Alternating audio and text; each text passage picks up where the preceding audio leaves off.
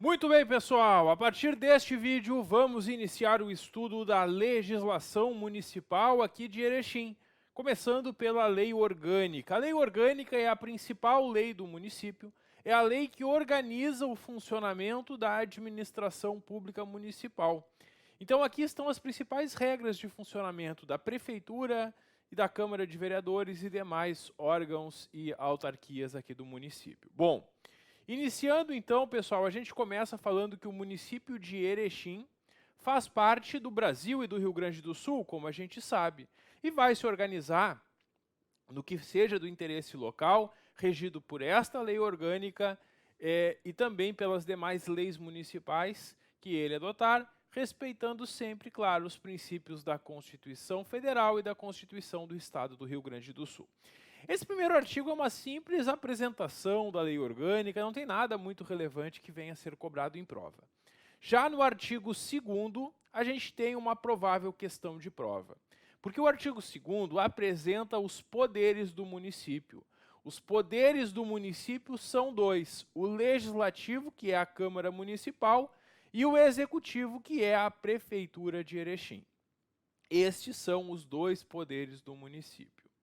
O que a banca pode fazer na prova para tentar te enganar, para tentar te confundir, é misturar esses poderes do município com os poderes do Estado e da União. Porque quando tu pega a Constituição Federal para estudar, tu vai encontrar 3 poderes da União e do Estado: o Legislativo, o Executivo e o Judiciário. Só que nos municípios não existe poder judiciário. Então, são 3 poderes do Estado e da União e 2 poderes do município. A banca vai tentar te enganar, dizendo na prova, por exemplo, que o município tem 3 poderes, legislativo, executivo e judiciário. E aí está errado, porque quem tem 3 poderes é o Estado e a União. Os municípios possuem 2 poderes. Cuidado, então, com isso. Bom, é vedada a delegação de atribuição entre os poderes. Um poder não pode passar as suas atribuições para o outro. Então a gente tem funções bem definidas e separadas. O que faz a prefeitura e o que faz a Câmara de Vereadores. E um não pode passar suas funções para o outro. Da mesma forma, o cidadão que está investido na função de um deles não pode exercer do outro. Não é possível que um político, ao mesmo tempo, atue como secretário municipal e vereador, por exemplo. Quando um vereador é convidado para assumir a função de secretário municipal, ele tem que se licenciar da Câmara para exercer a função de secretário, porque não pode exercer função nos 2 poderes ao mesmo tempo. É isso. O território do município de Erechim é o espaço físico geográfico que se encontra, né?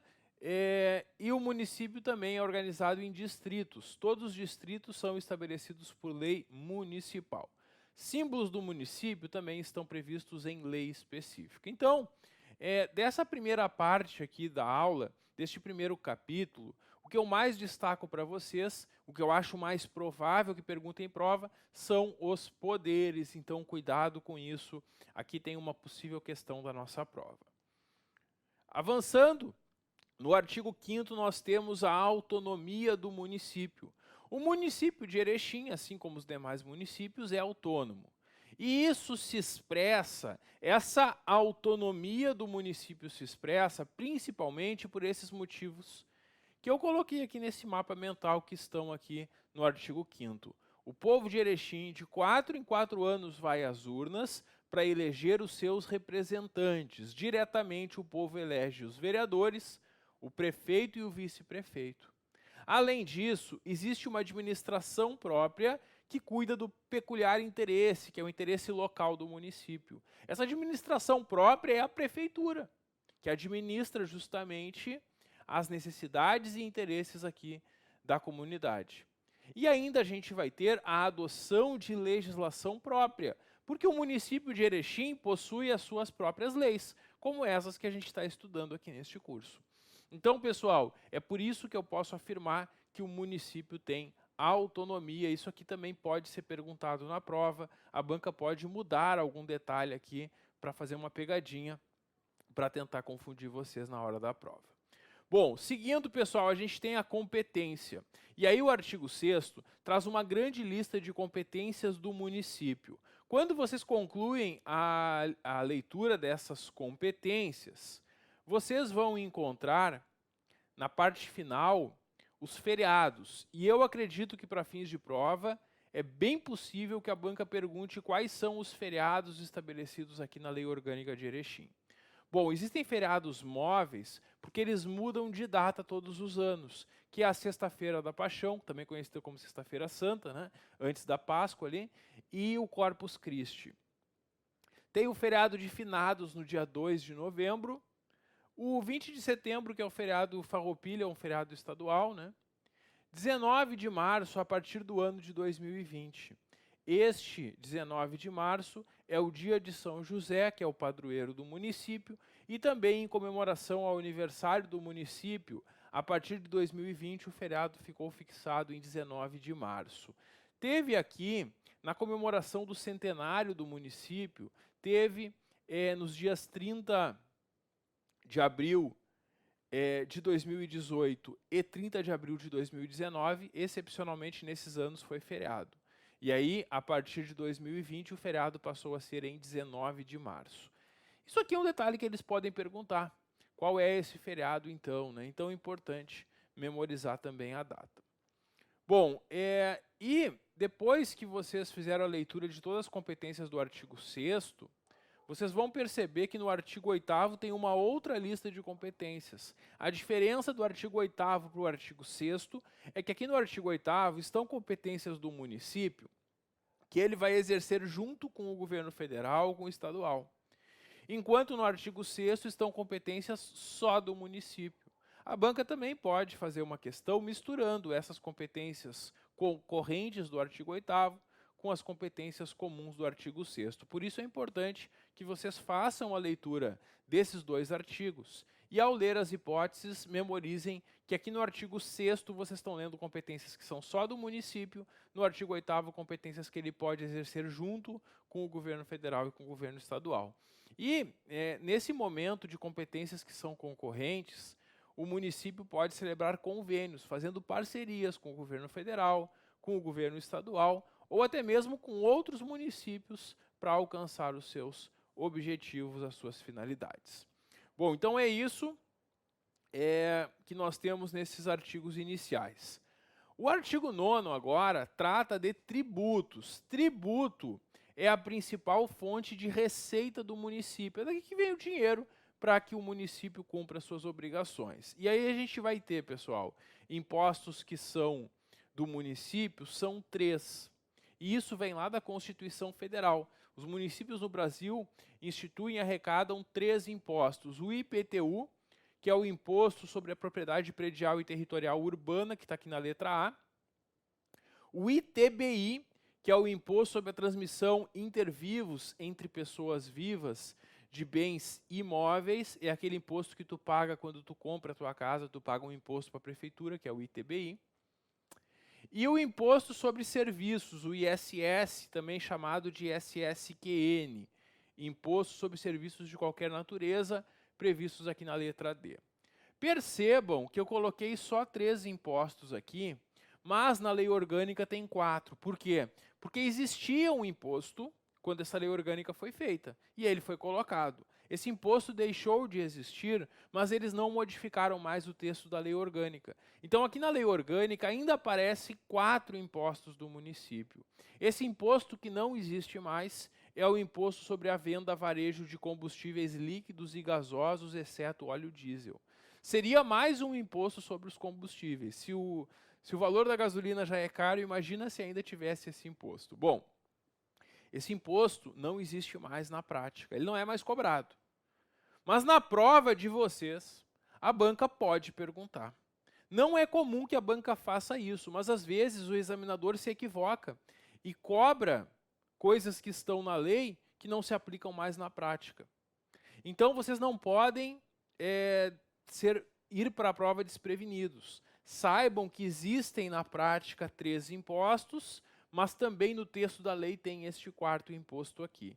E se a banca, na hora da prova, afirmar que é um tributo de competência do município, o imposto sobre a venda a varejo de combustíveis líquidos e gasosos, exceto óleo diesel, vocês vão assinalar na prova que está certo, mesmo sabendo que isso não se aplica mais na prática. É importante ter esse cuidado na prova, porque às vezes as bancas perguntam coisas que estão no texto da lei, mesmo que na prática não aconteçam mais. E esse aqui é um caso. Está no texto da lei ainda, mas na prática não se aplica. Na prática são esses 3 impostos aqui. Na lei, para nossa prova, são 4. Tem também esse imposto extinto já sobre a venda de combustíveis. Bom, além desses impostos, o município também vai arrecadar taxas e contribuições de melhoria. As taxas o município cobra em razão dos seus serviços prestados ou ainda pelo exercício do poder de polícia. Por exemplo, quando eu quero um alvará, quero abrir um restaurante no município. Para eu abrir um restaurante, eu preciso de um alvará da prefeitura. Para eu obter este alvará, eu vou pagar uma taxa. E essa taxa, ela é cobrada em razão do trabalho que a prefeitura tem de fiscalizar os estabelecimentos. Porque para eu obter o alvará, a prefeitura vai fiscalizar se o meu estabelecimento preenche os requisitos que a lei prevê para não colocar em risco a saúde e segurança das pessoas. Por isso existe uma taxa para obter esse alvará, por exemplo. Então é isso que são taxas, é uma fonte também de receita do município. E as contribuições de melhoria é quando o município faz uma obra com dinheiro público e essa obra acaba valorizando também imóveis particulares. Aí, para diminuir o custo que o município teve com a obra, ele pode instituir, por lei, uma contribuição que cada proprietário de imóvel que foi valorizado terá que pagar para o município. Então, esses são os tributos do município, caso a banca pergunte em prova. A banca gosta de perguntar, é importante vocês memorizarem. E aqui também a banca pode misturar esses impostos do município com impostos estaduais ou federais. Então tem que lembrar que os impostos do município são apenas esses.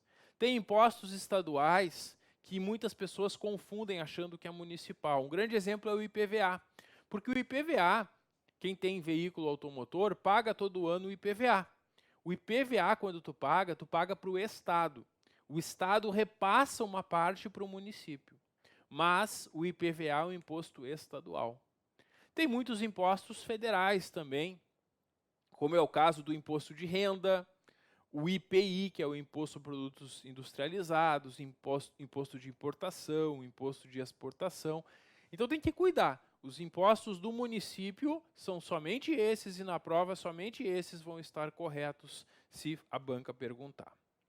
Bom, a gente tem no artigo 11 algumas vedações, algumas proibições ao município. E isso também é bastante cobrado em prova. Aliás, uma dica importante para a nossa prova e para a banca que vai aplicar o nosso concurso aqui em Erechim é cuidar sempre nas leis com esses itens que são enumerados em série. A banca gosta muito de trazer esses itens na prova, mudar alguma coisinha neles e perguntar quais estão corretos. Aí a banca coloca nas alternativas, apenas a 1 está correta, apenas 1 e 2 corretas. Para formular esse tipo de questão, a banca gosta muito de usar esse tipo de artigos. Então, todos esses artigos que enumeram situações é importante vocês lerem e memorizarem, porque a banca pode fazer essas pegadinhas na prova. Bom, o que é vedado, o que é proibido ao município? Primeira coisa, o município não pode utilizar um estabelecimento gráfico, jornal, estação de rádio, televisão ou qualquer outro meio de comunicação para fazer propaganda político-partidária ou para fins que não sejam da sua administração, fins estranhos à administração. Se a prefeitura utilizar a publicidade para esses fins, ela está sujeita, então, a punição, né, para o agente responsável, porque isso é proibido. Não pode utilizar a publicidade da prefeitura para fazer propaganda político-partidária ou para outros fins. Também é proibido estabelecer cultos religiosos ou igrejas, subvencionar, embaraçar o exercício ou manter com seus representantes relação de dependência ou aliança. Em outras palavras, município não se mete com religião. Não se mete com religião, porque não vai criar igrejas nem cultos religiosos, não pode dar dinheiro para as igrejas, subvencionar, e também não pode embaraçar, atrapalhar o exercício ou ter relação de aliança com eles. Então, o município não se mete com a religião. Em resumo, é isso.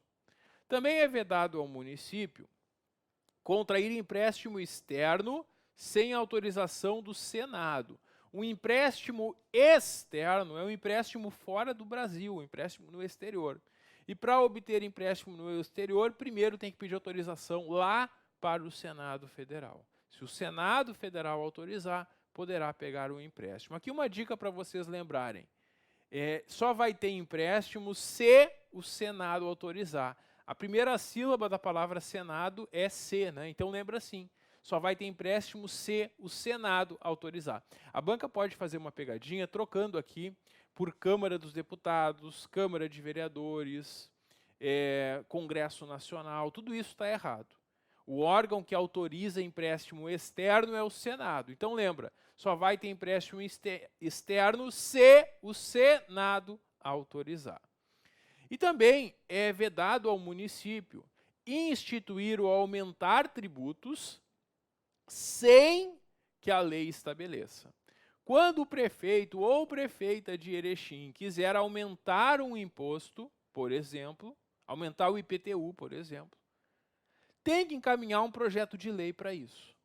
E aí só se os vereadores aprovarem esse imposto vai ser aumentado ou instituído. Não é possível instituir ou aumentar tributos sem lei. Com lei pode. E a banca pode justamente fazer uma pegadinha trocando isso na prova. E se a banca afirmar que é vedado ao município instituir ou aumentar tributos por lei, aí está errado. Porque o que é vedado é instituir ou aumentar tributos sem lei. Com lei é possível, sem lei é proibido. E a competência suplementar do município é que o município ele vai seguir as leis federais e estaduais.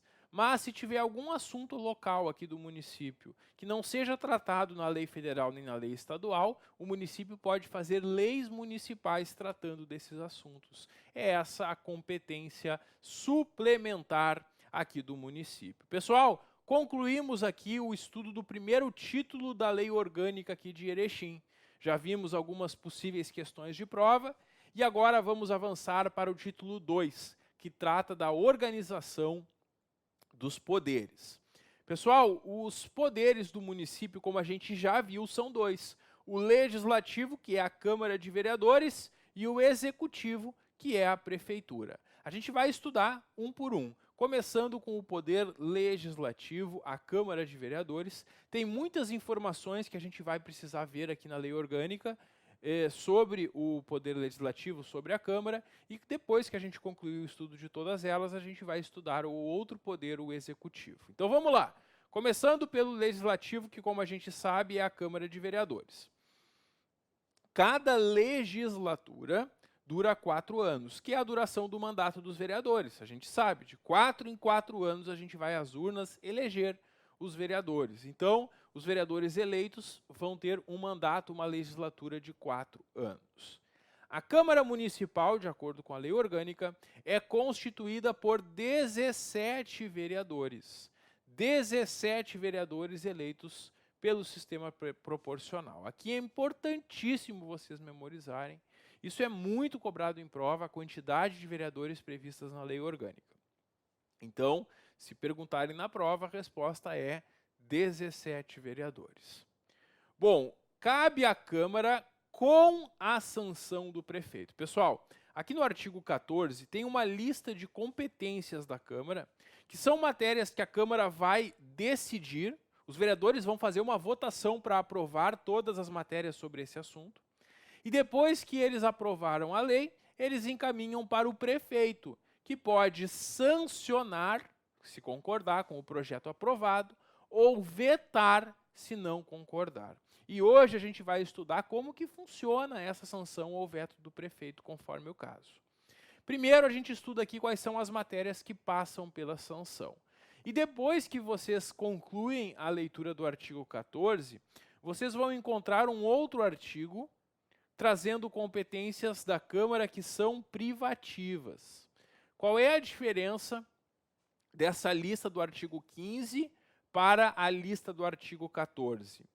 Aqui no artigo 15 estão competências que são privativas da Câmara. São matérias que a Câmara vai decidir, votar e ponto final, acabou. Quando a Câmara decidiu essas matérias do artigo 15, ela não encaminha para o prefeito sancionar ou vetar. Por outro lado, nas matérias do artigo 14, a Câmara decide e encaminha para o prefeito, que pode sancionar ou vetar. Então essa é a diferença. E como é que isso cai em prova? A banca vai trazendo no enunciado quais são as matérias de competência privativa da Câmara, ou quais são as que passam pela sanção do prefeito. E aí tu tem que saber diferenciar na prova umas das outras, porque a banca vai misturar elas e perguntar quais que passam pela sanção ou quais que não passam.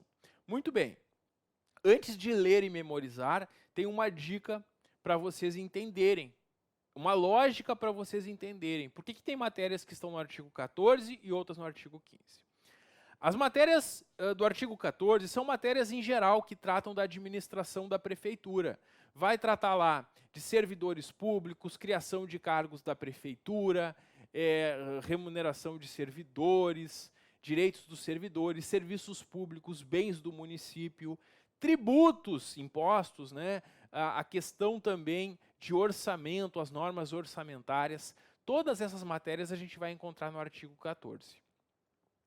No artigo 15, a gente encontra matérias que tratam do funcionamento da Câmara, porque como os dois poderes, legislativo e executivo, são independentes, a Câmara tem autonomia para tratar do seu funcionamento. E aí, a Câmara decide sobre o seu funcionamento interno, sobre os cargos na Câmara, tudo que envolve os servidores da Câmara e a estrutura da Câmara, a Câmara decide sozinho, sem o prefeito intervir.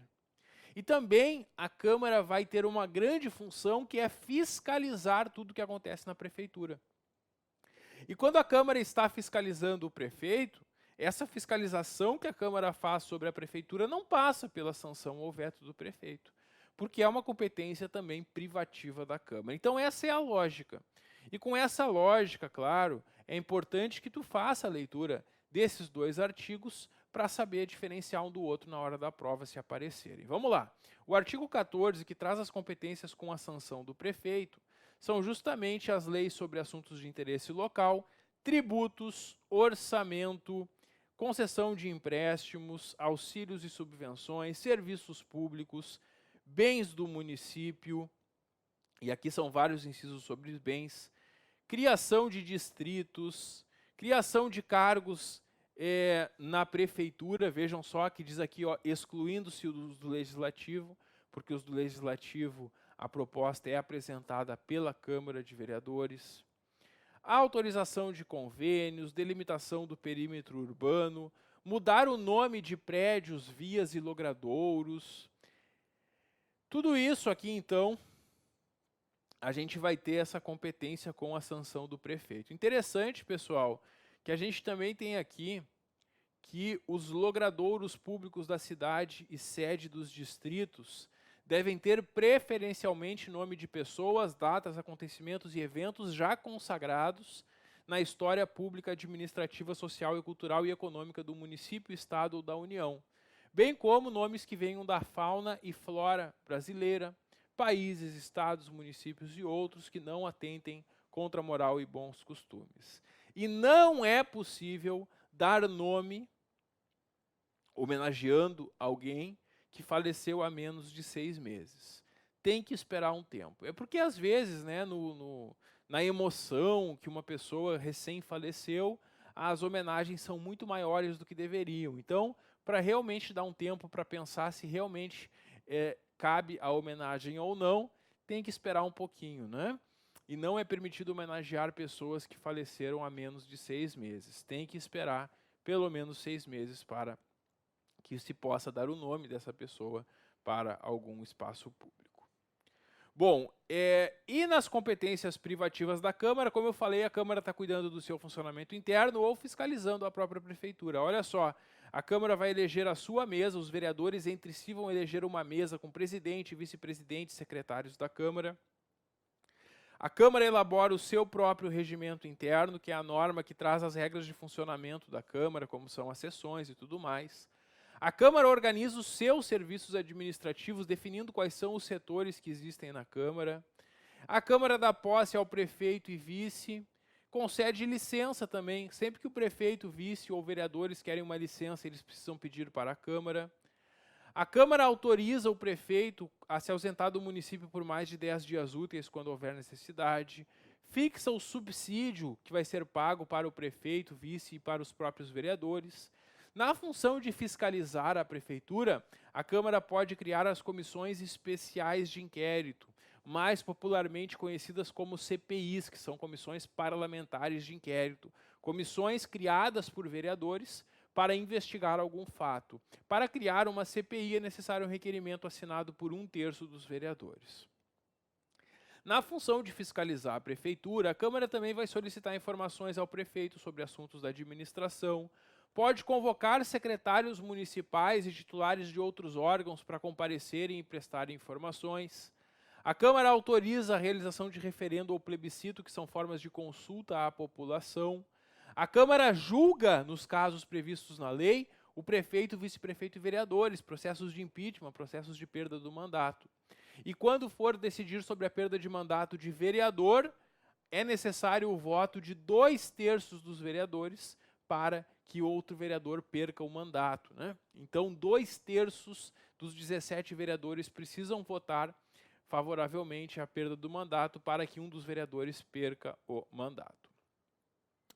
Bom, o artigo 17 prevê que o prazo que os órgãos da administração pública, as autoridades responsáveis pelos órgãos da prefeitura, têm para dar informações solicitadas pela Câmara é de 15 dias, prorrogável por igual período. Então, quando a Câmara solicita uma informação para o prefeito, secretários municipais ou dirigentes de outros órgãos, eles devem dar a resposta no prazo de 15 dias, prazo esse que pode ser prorrogado por mais 15 dias. E o artigo 18 prevê que compete ainda à Câmara conceder o título de cidadão erechinense ou cidadão benemérito a pessoas que reconhecidamente prestaram serviços ao município.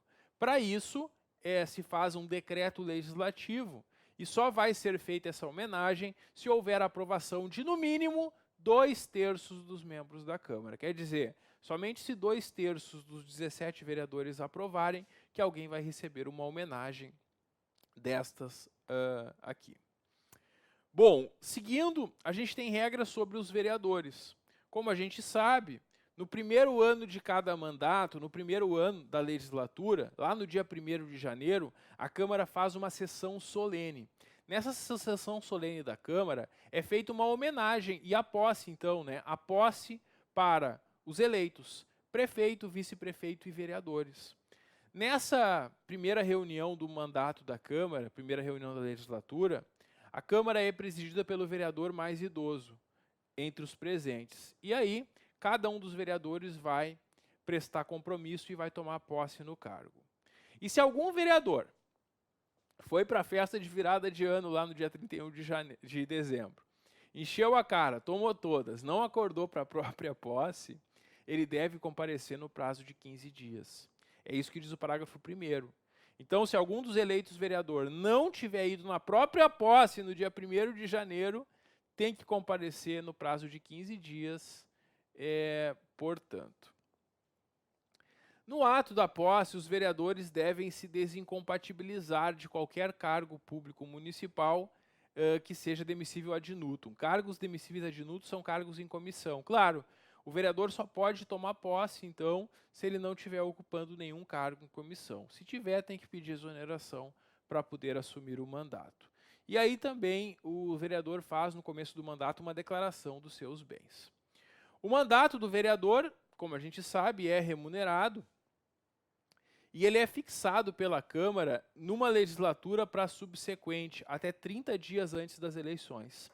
É comum a gente ouvir falar que os vereadores aumentam o próprio salário. Já ouviu isso? Os vereadores aprovaram aumento para eles mesmos, aquela coisa toda. Bom, isso é uma meia-verdade, porque o vereador não aprova aumento para ele próprio. O vereador aprova aumento para os próximos vereadores. Então, os atuais vereadores não podem fixar um aumento para eles mesmos. Eles podem fixar quanto que vão ganhar os próximos vereadores, que ainda não foram eleitos. E isso é feito sempre até 30 dias antes das eleições. É claro que eles podem ser reeleitos, mas quando eles fixam a remuneração dos próximos, eles ainda não sabem se vão ser reeleitos, porque a eleição ainda não aconteceu. Porque isso é feito sempre de um mandato para o outro, até 30 dias antes das eleições. E a banca pode perguntar esse prazo também na prova. É importante saber, então, que isso é fixado sempre até 30 dias antes das eleições. Bom, vamos fazer o nosso primeiro intervalo. E no próximo vídeo eu volto para a gente continuar estudando aqui as regras da lei orgânica do município de Erechim. Dá um clique que eu já volto. Até logo.